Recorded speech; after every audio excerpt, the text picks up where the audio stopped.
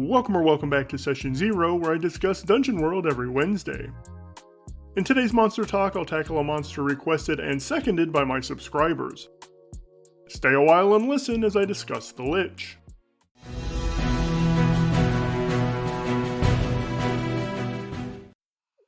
What is a Lich? Briefly, a Lich is an undead spellcaster who has extended their life by placing their soul in a magical device called a phylactery, which must be destroyed before the Lich can be. There's more to a Lich though than that, a lot more.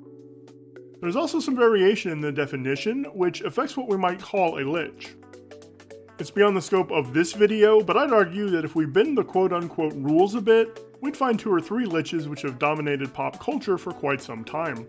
Lord Voldemort, Darth Vader, and Emperor Palpatine. The Sith Lords don't have phylacteries per se, but Voldemort made 7 of them. The Lich is vastly different than the other monsters I've covered thus far on Monster Talk, so I'm going to talk about each aspect's mechanical and narrative contribution as I go, rather than diverging into mechanical and narrative segments. And I'm going to skip the GM move rundown. My Lich is built with both synergy and modularity in mind. I used my typical sources to research the Lich, plus added 4 more. Pathfinder Bestiary 3 has a demo Lich I wanted to check out. The 4th edition D&D supplement Open Grave, Secrets of the Undead, is a fantastic Undead sourcebook with some juicy ideas for Liches. At the time of recording this, it's only $6 on DriveThruRPG with a print-on-demand option. I've added a link to it in the description below. Also from 4th edition, I added Mordenkainen's Magificent Emporium. This isn't a Lich or Undead specific sourcebook, but it had just the stuff I was looking for. It's more expensive at $15 with no print-on-demand option, but I've linked it below as well for anyone who's interested. Finally, I used the 5e campaign Tomb of Annihilation to reference the non-demi-Lich version of Acererak and found another item of interest in the process. Here's the Dungeon World Lich found on page 258, and I'm actually going to keep most of it intact with a few additions and modifications. I'll start by giving mine a name. A Lich isn't an undead monster. A Lich is a person who intentionally became undead. My Lich is named Mordant, but you can name yours whatever you like. 16 HP is a little low. If I used my 5e to Dungeon World Monster Converter, it would have 21 HP out of the Monster Manual, or 35 from the Acererak Tomb of Annihilation stat block. I'm going to give mine 20 HP, and 4 of that's going to come from a magic item, which I'll explain later. The 5 armor is fine, and is a composite of 2 sources, which I'll cover as we get to them. Before going any further, you should know that you'll hear a variation of more on that later often in this video, because as I said earlier, my Lich is built with synergy in mind. So when you hear something like that, I'm going to pair it with this icon. Finally, I took telekinesis from the demi-Lich and gave it the forceful tag with no range tags because it can be used at all ranges. It's a versatile weapon which allows you to push or pull someone or something into someone or something else. Its versatility makes it function like a move without adding it to your list of moves, and I'll justify that narratively as a primary weapon with the combination of a tag and one of the special qualities. Dungeon World lists 6 tags, but I wonder if that's just because they ran out of room. I've added 4 more. Now, here's something I never noticed before making this video, or if I had, I just never paid attention to it. Some of the tags are described differently in 2 places in the book. Monster tags on page 222, and the tag reference starting on page 394. For some of the tags, one of its descriptions has a much broader narrative and or mechanical impact than the other. So in the cases where I feel that makes a difference, I'll read both versions of the tag so you can understand where I'm coming from. Although it's not the first tag listed, I want to start with intelligent because it offers a cascade of possibilities. The tag reference describes it as, it's about as smart as a person, which is pretty boring. But under monster tags on page 222, it's described as, it's smart enough that some individuals pick up other skills. The GM can adapt the monster by adding tags to reflect specific training like a mage or warrior. This description is much more exciting because it allows me to do 2 things. It means my Lich can pick up other skills, which is half of how I justify telekinesis as a primary weapon. But it also lets me add tags to reflect specific training, such as Wizard and Cleric in this case. I define these class-specific tags to mean this creature has all the abilities of this Dungeon World class and can use any of its moves as an appropriately modified GM move. It lets you use wizard or cleric moves without needing a huge list of moves for your Lich, and that wording is intentionally very specific. It limits the monster to only the things that Dungeon World class can do, but more on that later. This is where 4 of Morden's 4 armor comes from, because it has access to the wizard move Arcane Armor. The Lich is a solitary creature, which is described as it lives and fights alone on page 222, which I've always thought was kind of simplistic. But page 397 of the tag reference gives us a much stronger description. It can live and fight alone without the help of others. This tag gives a bonus to random treasure rolls.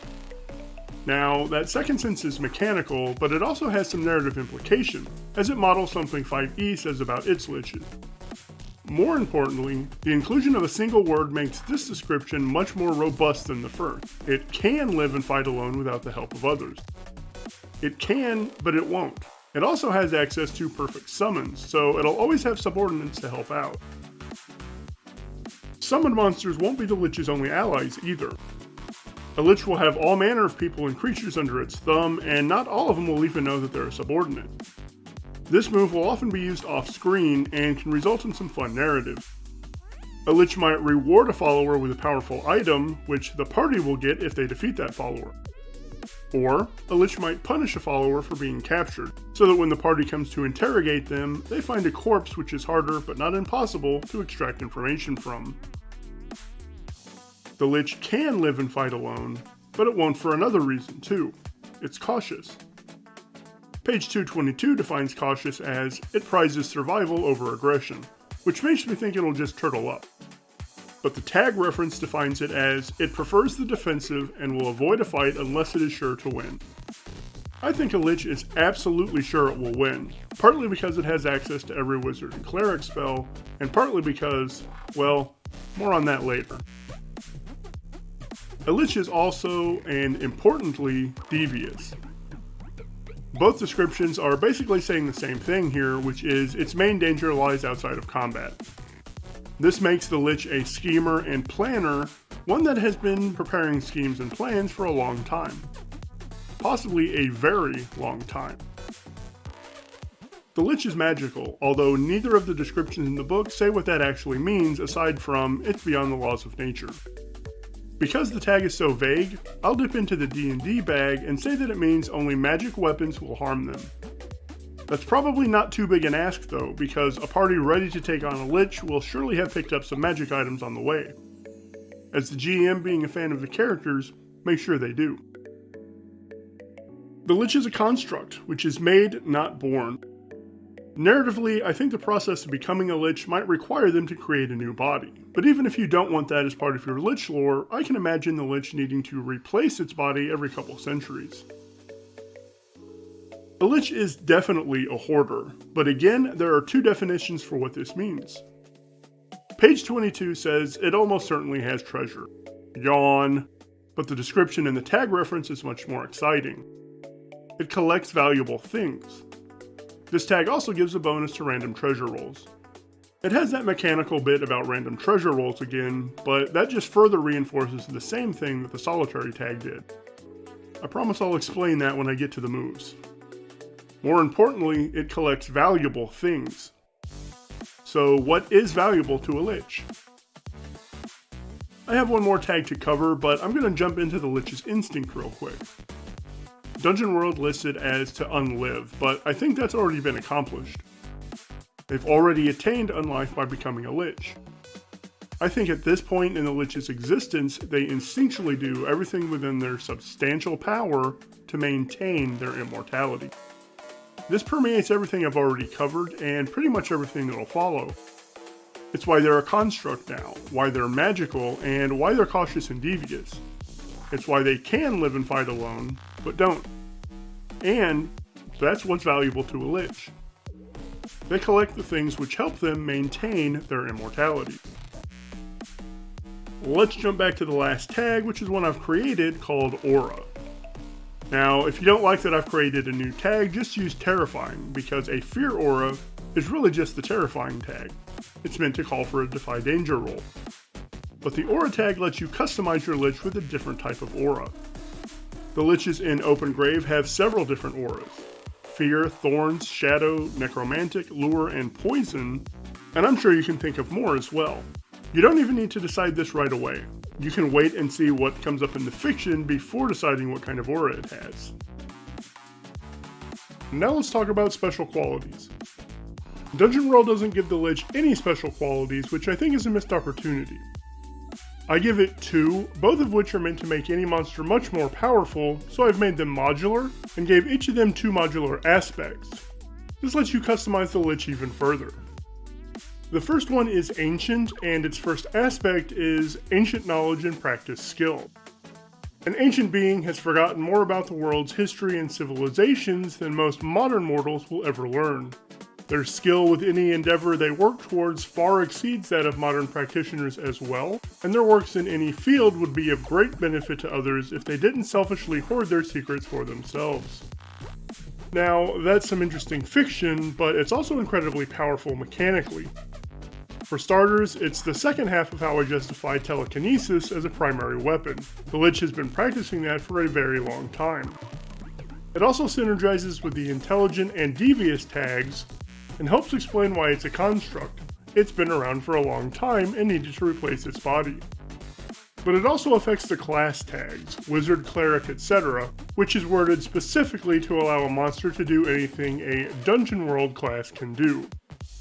Ancient turns that up to 11, because an ancient wizard has forgotten more about wizardry than any mortal will learn, and thus transcends the Dungeon World playbook. It allows anything from your entire library pertaining to lizards and clerics to become the purview of an ancient lich. A really simple example of this is the teleport spell. It doesn't exist in Dungeon World, but it does here. This also allows the wizard to adjust, combine, and create spells and abilities in a way that a wizard PC can't. A non-ancient lich could cast Mirror Image, then Invisibility, then move to another position. An ancient lich has created a spell which does all of those things in one casting, just like the projection action I found in the Open Grave supplement. The second aspect of ancient is hubris. Any being which has been around long enough to be considered ancient fears little and is exceedingly confident that they'll prevail in any situation they find themselves. This often causes them to toy with their adversaries and even refuse to escape from an encounter long after it's proven to do so. This synergizes brilliantly with the Cautious tag and is why Mordant is sure to win in combat against the PCs. The Hubris offers some narrative range when it comes to role-playing the Lich as well. Such a character could be cocky, serious, bored, haughty, gleeful, etc., which can be used to reinforce or contradict your established tone. Remember that Ancient is modular. You can exclude some or all of this and combat will be very different. A Lich without Ancient Knowledge and Practice Skill would be limited to only what a Dungeon World wizard or cleric can do, although that is still quite a bit. And they'll lean much harder into the defensive aspect of the Cautious tag if they don't have Hubris. Legendary is the second modular special quality. Its first aspect is a player-facing custom move called Willful Refusal.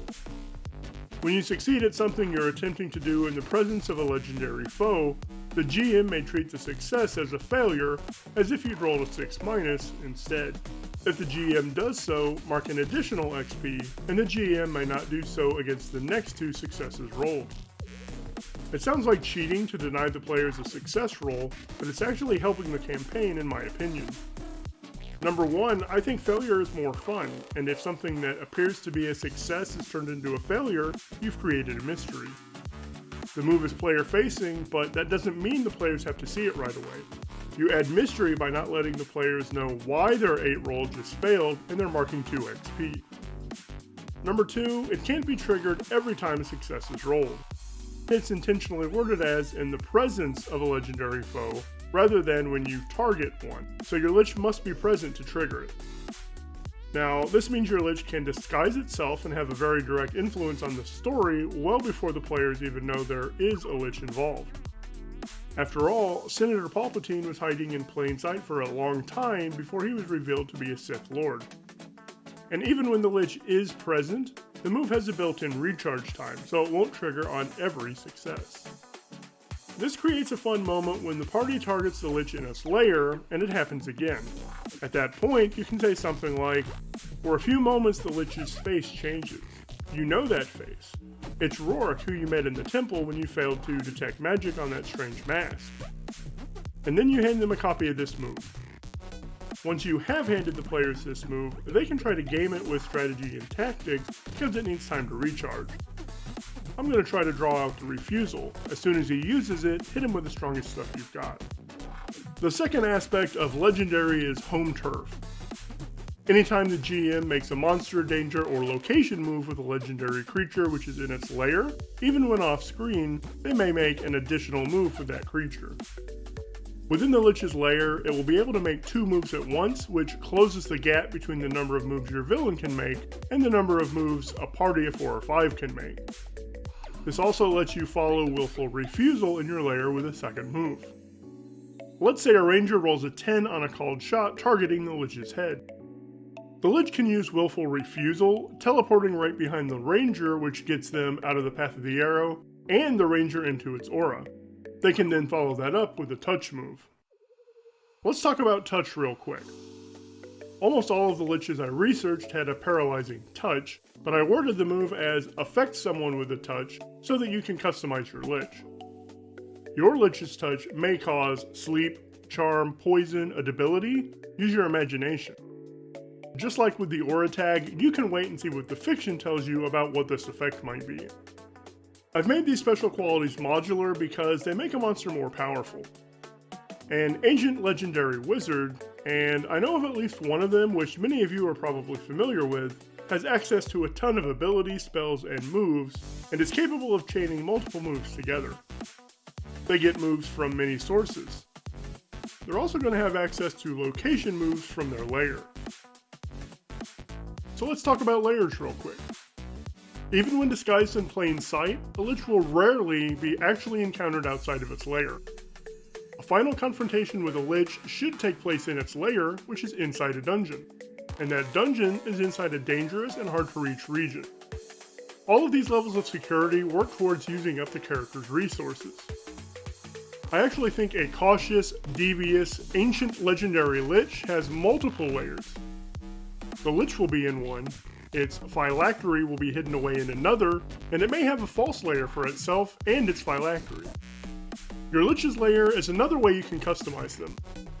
I've placed Morden's lair inside Blingden Stone, which is in the Underdark, but you can literally put yours anywhere you want. Morden has embraced ice magic, so his is a frozen lair with a gauntlet characters must run through just to get to him. The lair is so cold that, among other things, characters will have to defy danger just to avoid freezing, at least until they've protected themselves from the cold, which would be an excellent clue to drop before they arrive. A cold fog obscures other dangers as well, such as thin ice over freezing pools and icy slopes that might send one sliding into things or people, and that synergizes beautifully with telekinesis. We're almost done. I only have one move left to cover, and it's another highly customizable move which grants even more moves from other sources, called Use an Item. I'll start with the Mask of Seven Souls, which is a mashup of Dragon Priest masks from Skyrim, and the Helm of Seven Deaths from the Mordenkainen's Magificent Emporium. I chose Blingden Stone as a thematic dungeon to house Morden's lair because of its gem mines and the Deep Gnome's ability to craft spell gems, and, in my fiction at least, soul gems. Consuming a soul to empower a spell is just like the wizard move, Greater in Power. I've given the mask 7 checkboxes which you can mark and erase as your Lich traps and consumes souls. This can be a fun mini-game as you charge the mask over several sessions. The Cloak of Agathis is based on the 5e spell Armor of Agathis, and is where Morden gets the final +1 armor, bringing him up to 5. It also confers 2 abilities on its wearer. His now 5 armor can't be reduced by attacks with piercing or those which ignore armor, and his aura is augmented with piercing damage. Think about what type of aura you want for your Lich. Finally, the Ring of Agathis is a thematically themed reskin of the Ring of Winter from Tomb of Annihilation. It gets Morden's HP up to 20, protects him from locating and scrying effects, and gives him a nuclear option, which is to summon a dragon. Now this can be empowered with the Mask of Seven Souls to summon 2 dragons because of the legendary aspect Home Turf, but if the Lich is needing a dragon to do its dirty work, the proper course of action here is probably to summon the dragon, and then teleport to another of its lairs to lick its wounds while planning revenge. That's my Lich, but it's important to remember that everything I've presented is both modular and customizable. It's not meant to be the Lich, but rather my Lich, one named Mordenkainen. Both the Aura Tag and Touch Move are highly customizable. Think about your Lich as a whole to figure out what you want to use for these abilities. Maybe your Lich isn't a traditional Wizard Cleric, but rather a Barbarian Druid, just change the class tags. That is a very different Lich, both mechanically and narratively. Ancient Knowledge and Practice Skill affects these class tags, and Hubris affects how Cautious behaves mechanically. Consider the effects of dropping one or both of these ancient aspects. Both Willful Refusal and Home Turf make the Lich more powerful. If you don't think your Lich has attained these power levels, exclude one or both of these legendary aspects. Your Lich's lair and the places the party must traverse to reach it are another great way to customize your Lich. Morden's lair is in Blingdenstone because that place has easy access to soul gems, and it's in the Underdark, which gives me access to a bunch of other cool moves to throw at the party. Just put some thought into where you'd place your Lich. Finally, the Use an Item move lets you customize your Lich too by giving him different items. They affect both the mechanics and narrative just as the class tags do. Mordant leans into cold magic because when a powerful wizard named Agithis came to destroy him, he defeated the foolish spellcaster and took his stuff. Don't forget that the Lich is a hoarder who collects things that help maintain its immortality. What's your Lich's narrative, and how do you convey that narrative through its tags, special qualities, moves, and items? That's it for this one. You know what to do if you like my content. Thanks for watching, and I hope you come back next week. Have a great day.